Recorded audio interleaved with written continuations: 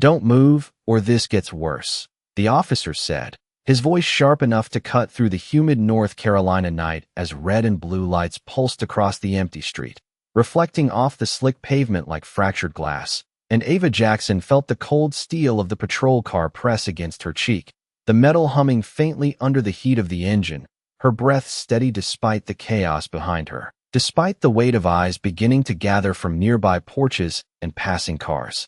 Slowing just enough to watch, because 20 minutes earlier she had been under fluorescent hospital lights, hands steady, guiding a child's breathing back from the edge, the smell of antiseptic still clinging to her skin, the soft beeping of monitors replaced now by the crackle of police radio chatter and the distant roll of thunder, and still she didn't rush, didn't panic. Because panic was loud and messy and she had trained herself to be neither, while Officer Daniel Brooks stood just behind. Her shoulder, posture rigid, authority radiating from every clipped movement, his hand firm but not careful, his assumptions already made, already decided, as if the uniform gave him the right to skip questions and go straight to conclusions, and Ava could feel it in the way he spoke, not to her, but at her, each word landing like a verdict already written, and around them the air thickened with tension, neighbors whispering, phones lifting, the glow of screens capturing a story none of them fully understood, and still she said nothing, not yet, because silence, she knew, could be stronger than argument, because control was quieter than fear. And as the first drops of rain began to fall, tapping lightly against the hood of the cruiser, sliding down the side windows in slow, uneven lines, she closed her eyes for just a second, not in surrender but in focus, grounding herself in the rhythm of her own breathing, in the memory of calm she carried from places far louder, far more dangerous than this, places where hesitation cost more than pride. And when she opened them again, something had shifted, not in the scene but in her, a stillness settling into her bones like steel beneath skin. Unnoticed by the man behind her, unnoticed by the small crowd forming at a cautious distance, unnoticed by everyone except the silence itself, stretching, waiting, holding its breath as if the night knew something the rest of them didn't, and Ava's fingers moved just slightly against the cold surface of the car, not enough to alarm, not enough to draw attention, just enough to remind herself exactly who she was. And for the first time since the lights had flashed behind her, her voice came, low, and even, carrying through the rain without force but impossible to ignore. "Officer, you're making a mistake." And the words didn't plead, didn't argue, didn't rise. They simply existed, steady and unshaken, and somewhere between the echo of her voice and the soft hiss of rain meeting pavement, the moment stretched thin, like something about to break, though no one there could yet see how or why, not even the man who thought he was in control. The rain grew steadier, a soft but relentless rhythm against metal and asphalt, as Ava Jackson kept her hands where they were, palms open against the hood, her breathing slow and deliberate, the kind of control that came from years of discipline no one here could see. And behind her, Officer Brooks shifted his weight, his grip still firm but now edged with something less certain. Because her voice had not matched the situation he thought he understood, it had not carried fear or anger or even urgency, just quiet certainty, and that unsettled him more than resistance ever could. While the small crowd across the street leaned in closer, their murmurs blending with the static from the police radio, someone whispering that she had done nothing, someone else asking what she was even being stopped for, but Brooks did not answer them. His focus locked on the woman in front of him, as if doubling down could stabilize the narrative he had already built in his mind, and Ava felt it. The pressure of assumption pressing harder than the physical hold, the familiar weight of being seen before being understood, and still she did not rush, because rushing gave power away, and she had learned a long time ago never to do that, not in rooms filled with louder voices, not in places where eyes judged before ears listened, and certainly not here under flashing lights where every movement could be misunderstood. So she stayed still, letting the moment breathe, letting the silence stretch just enough to force attention, her senses sharpening to everything around her, the faint hum of the engine, the scent of wet pavement, the distant bark of a dog 2 houses down, the subtle shift in the officer's stance as his certainty began to crack in ways he did not yet recognize. And when she spoke again, it was softer, almost calm enough to be mistaken for patience. "I just came off a 12-hour shift," she said, each word measured, grounded in reality rather than emotion. "I am trying to get home." And it was not an excuse, not a plea, just a statement of fact. But facts required listening, and listening required humility. And Brooks was not there yet. Not with the lights still flashing behind him and the expectation of control hanging over the scene like a script he refused to deviate from. Yet something in the air had shifted, subtle but undeniable, like the moment before a storm changes direction, and Ava could feel it settling into place, the attention of the crowd, the hesitation in his grip, the quiet tension building beneath the surface of a situation that no longer fit the story he had started with. And for the first time since the stop began, Brooks glanced around, just briefly, just enough to notice the phones, the eyes, the witnesses, and when his gaze returned to her, it was not as steady as before, not as absolute, and Ava saw it, that small fracture in certainty, and she held on to it, not with force, but with patience, because she did not need to overpower the moment. She only needed to outlast it, and the rain kept falling, steady and indifferent, washing over the scene as if it had seen this all before, as if it knew how quickly control could change hands when the truth refused to stay quiet. Officer Brooks adjusted his stance again, the movement small but telling, as if he was trying to re-anchor himself in a situation that no longer felt as solid as it had just moments ago, and the flashing lights behind him painted shifting colors across his uniform, across Ava's still figure, across the watching faces that had grown quieter now, their earlier whispers fading into a tense, expectant silence, because something about the scene had changed, something invisible but undeniable, and Ava could feel it settling deeper into the air, like pressure building before a shift no one could stop, while Brooks cleared his throat, his voice returning but lacking the sharp edge it carried before. "You matched a description," he said, the words sounding more like justification than command, and Ava did not turn her head, did not break her position, but her eyes lifted slightly, focused on the reflection in the car window where she could see him without facing him, and for a brief second their gazes met through the distorted glass, his expression tighter now, searching, as if trying to confirm something that no longer aligned with what he expected to find, and Ava responded in the same calm tone. "Then, check again." Not confrontational, not defensive, just steady, grounded, and that steadiness pressed against the moment harder than any raised voice could have, because it forced him to pause, and that pause stretched longer than it should have, long enough for the watching crowd to notice, long enough for the tension to shift again, subtle but real, and somewhere in the background another officer stepped out of a second cruiser, slower, more observant, his eyes moving from Ava to Brooks and then to the small gathering of people, taking in the full picture rather than just the surface. And Ava noticed him too, not directly, but in the way the atmosphere adjusted, like a second perspective entering the scene, and still she did not move, because movement was not necessary, not yet. Her strength was not in reacting but in remaining, in holding her ground without escalating, and Brooks felt it. The lack of resistance turning into something heavier than defiance, something he could not easily push against, because there was nothing obvious to correct, nothing to control except his own uncertainty, and the rain continued to fall, steady now, soaking into fabric, darkening the pavement, blurring the edges of the flashing lights into streaks of red and blue that slid across the street like restless shadows. And for the first time, he loosened his grip just slightly, not enough to admit doubt, but enough to reveal it, and Ava felt that too, the shift in pressure, the small opening created not by force but by patience, and she let it exist without rushing to take advantage, because timing mattered more than action. And when she finally spoke again, her voice was quieter, but somehow carried further. "You are not looking at me," she said, each word precise. "You are looking at something you already decided."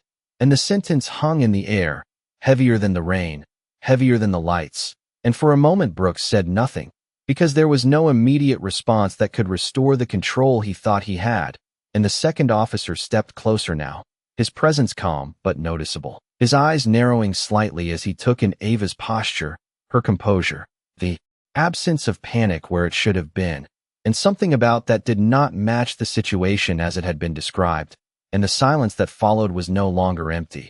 It was filled with realization beginning to form, slow but inevitable, like a truth rising through the surface that no one could push back down once it had been seen. The second officer stopped just a few feet away, his boots splashing lightly against the rain-soaked pavement, his presence quieter but heavier in a way that did not demand attention, yet somehow commanded it. And Ava could feel the shift ripple outward, not in sound but in awareness, as if the scene itself had paused to take a breath, recalibrating under a new set of eyes that were not already locked into a conclusion. While Officer Brooks straightened slightly, his shoulders tightening as he sensed the change without fully understanding it, his voice returning with an edge that sounded more defensive now. "Everything is under control," he said, though the words did not land the way they had before, not with the same certainty, not with the same weight, because control was no longer something he could simply claim, it was something being quietly questioned. And Ava remained still, her hands steady against the hood, her posture unchanged, but inside her focus sharpened further, narrowing not on the officer, but on the moment itself, on the timing, on the precise second when tension shifts into clarity. Because she knew that moment existed, she had seen it before in places far less forgiving than this, and she recognized the early signs now. The hesitation in Brooks's stance, the careful observation in the second officer's gaze, the silence of the crowd that had stopped whispering and started watching with intent.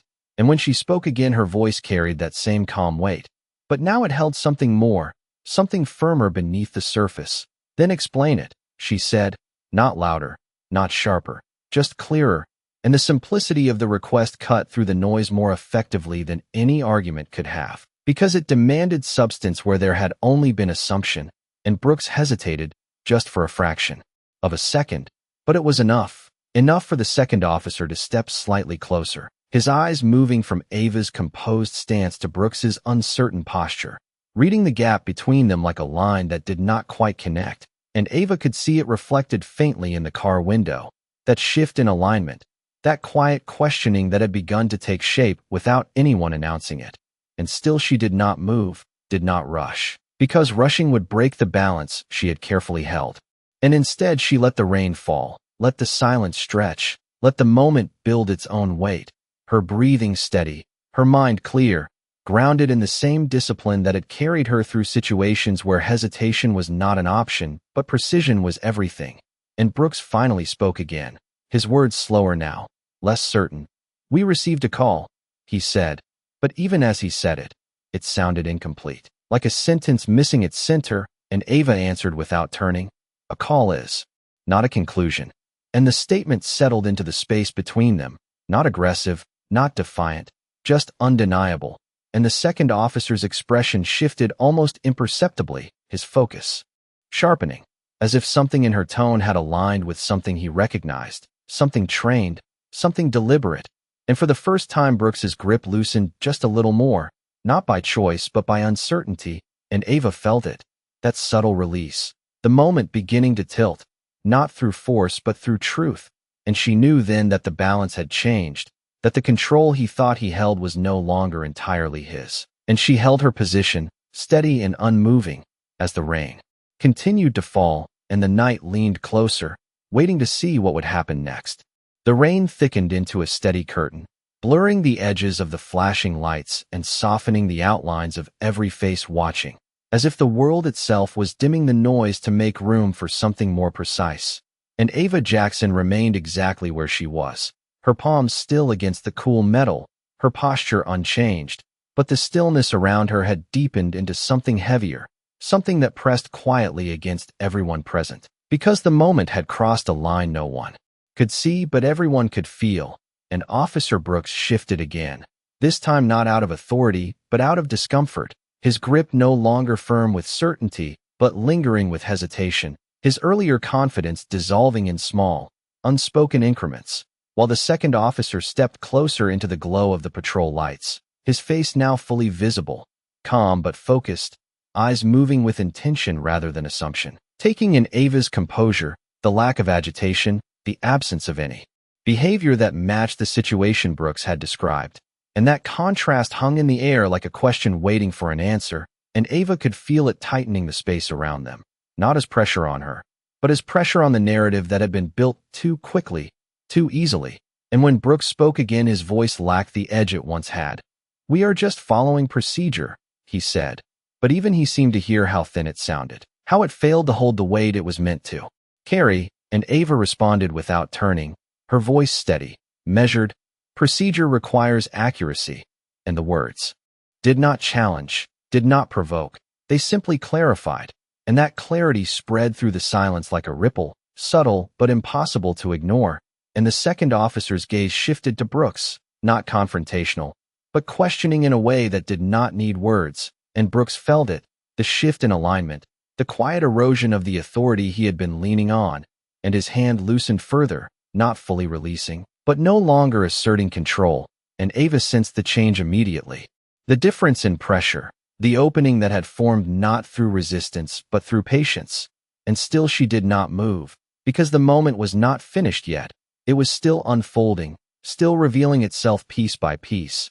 And she understood that stepping too soon would disrupt the balance she had carefully maintained. So she stayed grounded, her breathing even, her focus sharp, aware of every detail. The soft drip of water from the edge of the car, the faint hum of distant traffic, the quiet shifting of feet from the small crowd that had grown completely silent now. Their earlier curiosity replaced by something closer to recognition. And for the first time, Brooks looked directly at her reflection in the window.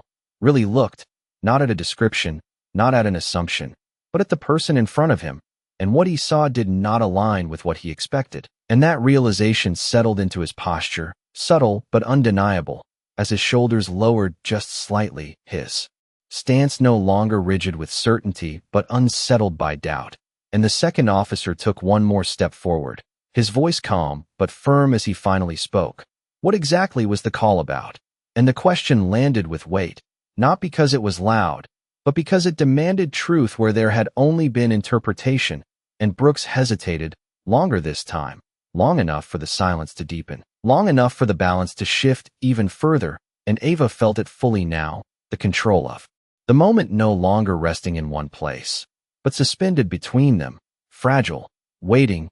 And she remained still, composed, unshaken, as the rain continued to fall and the truth began to rise, steady and unavoidable. The question lingered in the air, quiet but heavy, and for a moment no one moved. Not the crowd, not the officers, not even the rain that seemed to soften its rhythm as if the night itself was listening.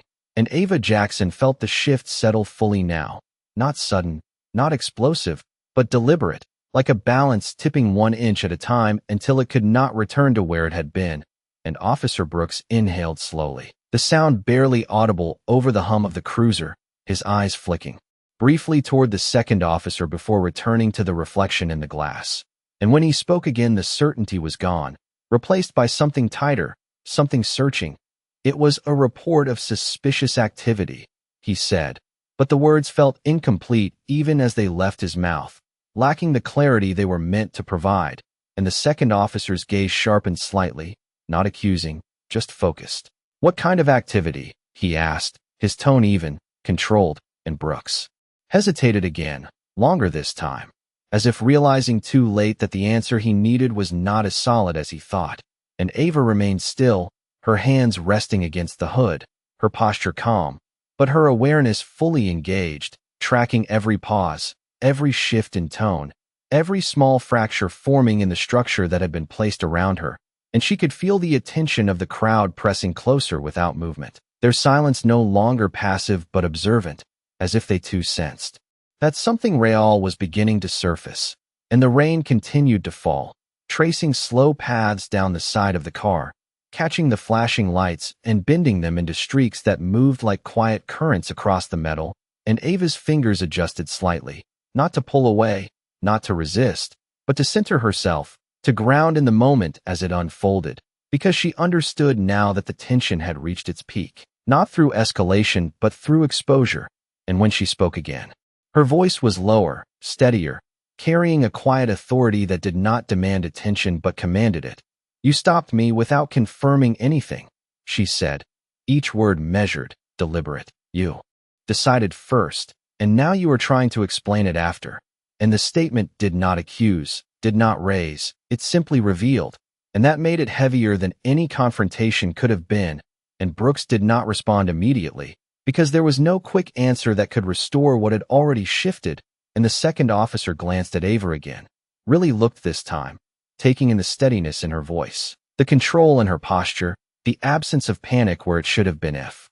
The situation matched what had been reported, and something about that recognition settled into his expression, subtle but undeniable, and he took a step closer, not toward her, but into the truth of the moment, his presence now aligned not with assumption, but with observation, and for the first time Brooks fully released his hold, his hand falling back to his side, the action quiet but final, and Ava felt it immediately. The absence of pressure, the shift from control to uncertainty now, complete, and still she did not move away, not yet, because the moment was not finished, it was still unfolding, still reaching its full shape, and the silence that followed was no longer tense.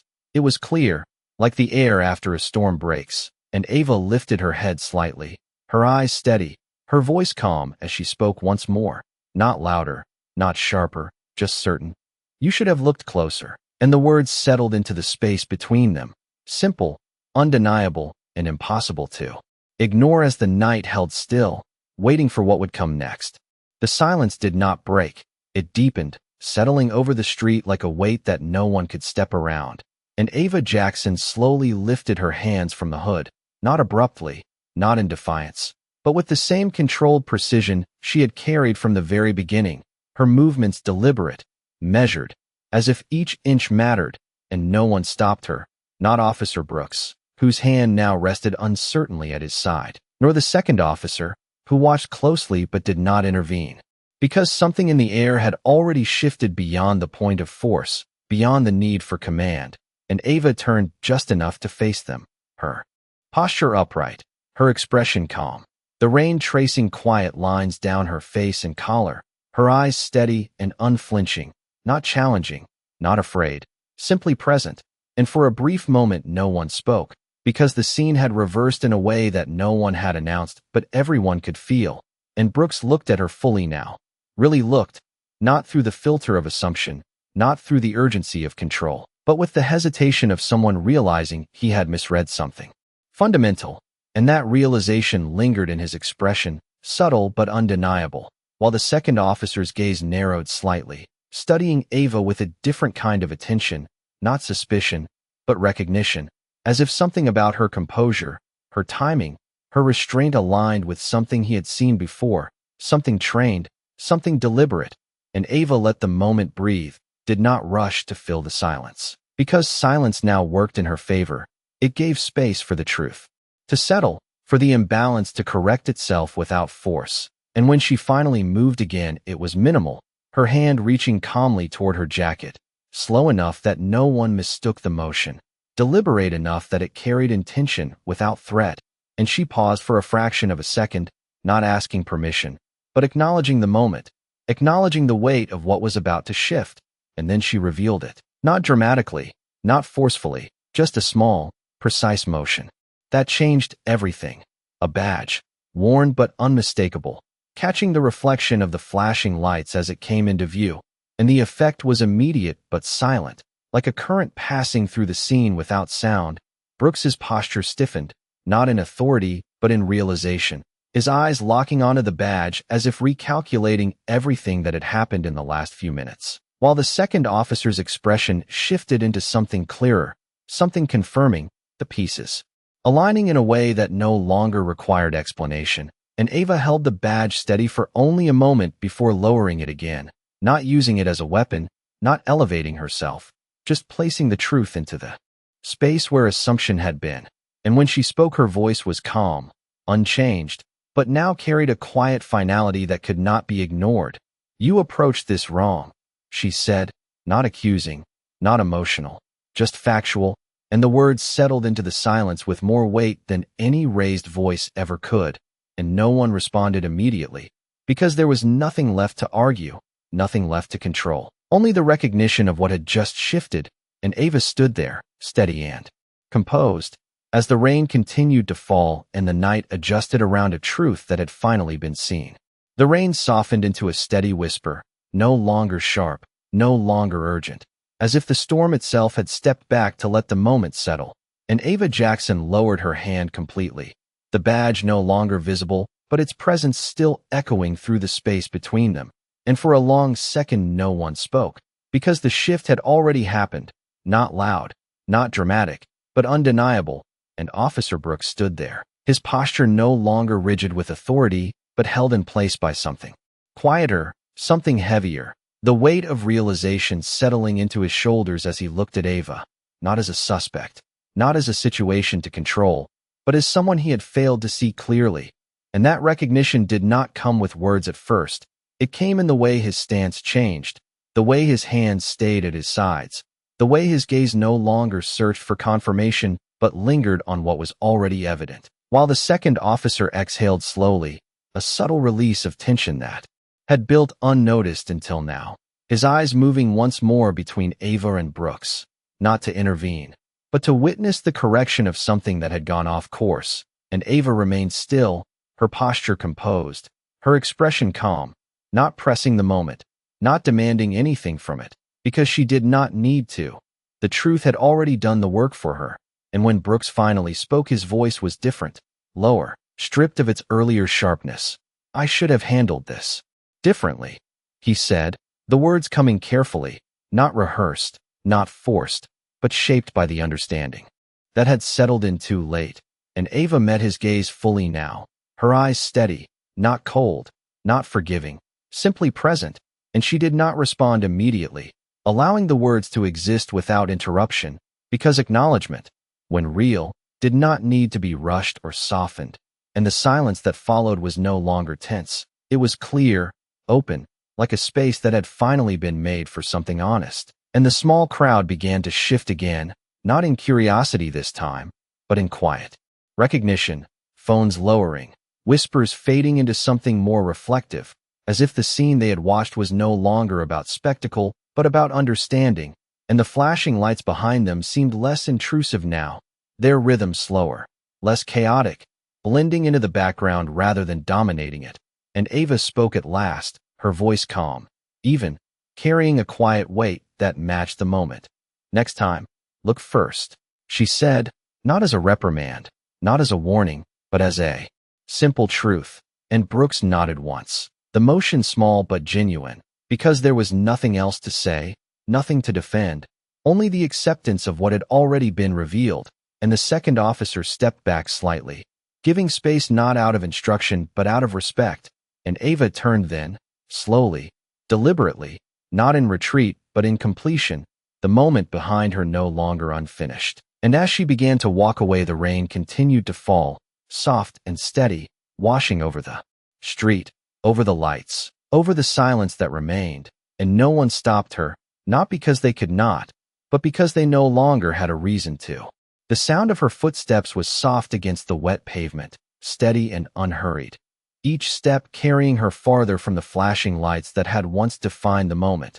And yet the silence behind her followed, stretching longer than expected, as if the scene refused to fully release her presence, because something had changed that could not be undone. And Ava Jackson did not look back, not because she was unaware, but because she did not need to confirm what she already understood, that the balance had shifted, that the story had corrected itself, without force. And the rain continued to fall in a quiet, even rhythm, tracing lines along the street, pooling at the edges of the curb, reflecting the fading red and blue lights that now seemed distant, almost irrelevant.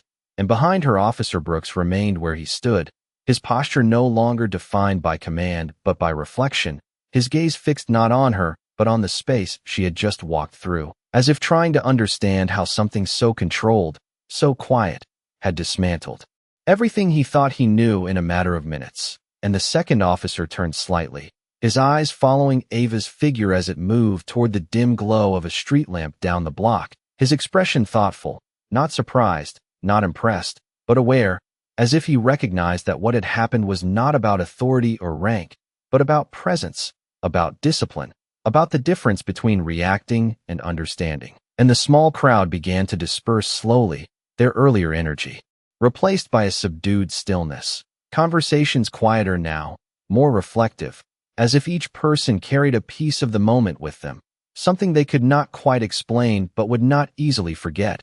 And Ava reached the edge of the light, the glow catching briefly on her shoulders, outlining her silhouette before she stepped beyond it, back into the deeper shadows of the street. And still her pace did not change. Still her breathing remained even, because for her the moment had already ended, resolved not with noise but with clarity. And as she moved farther away, the sound of the rain softened even more, blending into the distant hum of the city, the world continuing as it always did, indifferent yet quietly marked by what had just occurred. And behind her, Brooks finally exhaled, a long, measured breath that carried more weight than any words he could have spoken, and he glanced down at his own hands for a moment, as if seeing them differently, as if realizing that control, without understanding, was never truly control at all. And the second officer stepped beside him, not speaking, not correcting, just standing there in the shared silence that followed a lesson learned too late, but still learned. And the flashing lights slowed, then stilled, their urgency gone, their purpose fulfilled, and the street returned to itself, empty, quiet, washed clean by the steady rain. And somewhere in that quiet, in that space left behind, the truth lingered, not loud, not visible, but undeniable, like the echo of something that had shifted beneath the surface, something that would not be forgotten even after the night had passed.